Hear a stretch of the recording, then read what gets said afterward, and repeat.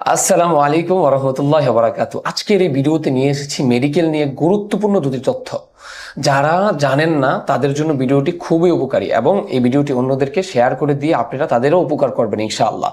চলুন শুরু করা যাক আজকের ভিডিও। পয়েন্ট নাম্বার 1, প্রথমেই আমি আপনাদেরকে জানিয়ে দিতে চাই যারা মেডিকেলে আনফিট হয়ে যাবেন, আপনারা যদি চান শত পাসপোর্ট করার পরেও সেকেন্ড টাইম মেডিকেল করার পর সেই পাসপোর্ট দিয়ে ভিসা লাগানো যাবে না।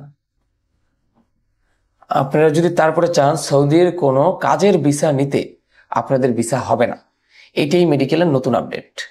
সুতরাং এই বিষয়টা আপনি খুবই গুরুত্ব সহকারে আপনার নিতে হবে, কেননা আপনার এই বিষয়টা চিরতরভাবে লাল দাগে চিহ্নিত হয়ে যাবে যে আপনি সৌদি আরব যেতে পারবেন না।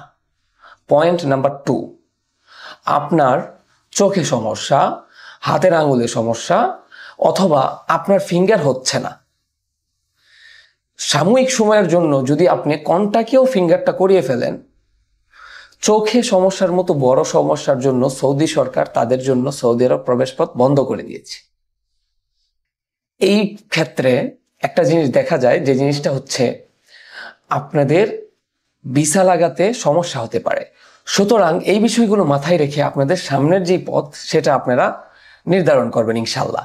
এই আপডেটটা শুনে যাদের যাদের উপকার হয়েছে তারা ইনশাল্লাহ আশা করি অন্যদেরকে পৌঁছে দেবেন। কালকের ভিডিওতে থাকছে ইনশাল্লাহ পাসপোর্ট জনিত নতুন নতুন আপডেট নিয়ে ইনশাল্লাহ।